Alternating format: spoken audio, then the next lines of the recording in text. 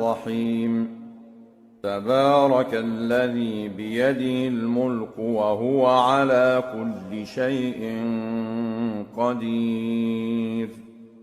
الذي خلق الموت والحياة ليبلوكم أيكم أحسن عملا وهو العزيز الغفور الذي خلق 7 سماوات طباقا ما ترى في خلق الرحمن من تفاوت فارجع البصر هل ترى من فطور ثم ارجع البصر كرتين ينقلب إليك البصر خاسئا وهو حسير ولقد زينا السماء الدنيا بمصابيح وجعلناها رجوما للشياطين وأعتدنا لهم عذاب السعير وللذين كفروا بربهم عذاب جهنم وبئس المصير إذا ألقوا فيها سمعوا لها شهيقا وهي تفور تكاد تميز من الغيظ كلما ألقي فيها فوج سألهم خزنتها ألم يأتكم نذير قالوا بلى قد جاءنا نذير فكذبنا وقلنا ما نزل الله من شيء إن أنتم إلا في ضلال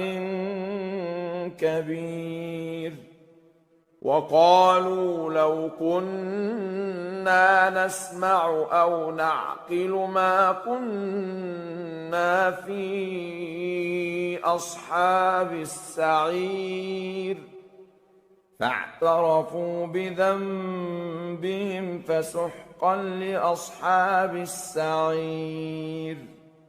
إن الذين يخشون ربهم بالغيب لهم مغفرة وأجر كبير وأسروا قولكم أو اجهروا به إنه عليم بذات الصدور ألا يعلم من خلق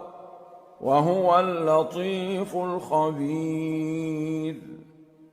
هو الذي جعل لكم الأرض ذلولا فامشوا في مناكبها وكلوا من رزقه وإليه النشور أأمنتم من في السماء أن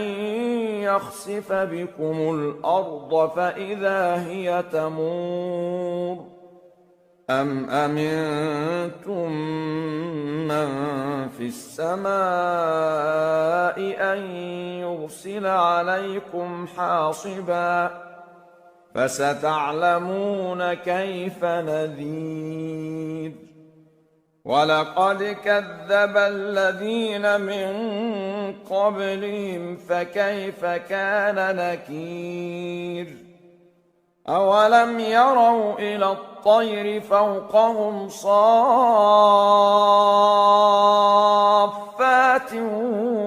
ويقبضن ما يمسكهن إلا الرحمن إنه بكل شيء بصير أَمَّنْ هَذَا الَّذِي هُوَ جُندٌ لَّكُمْ يَنصُرُكُم مِّن دُونِ الرَّحْمَٰنِ إِنِ الْكَافِرُونَ إِلَّا فِي غُرُورٍ أَمَّنْ هَذَا الَّذِي يَرْزُقُكُمْ إِنْ أَمْسَكَ رِزْقَهُ بَل لَّجُّوا فِي عُتُوٍّ وَنُفُورٍ أَفَمَن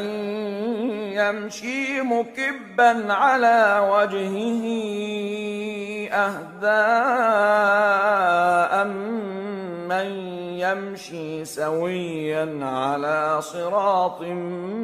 مُّسْتَقِيمٍ قُلْ هُوَ الَّذِي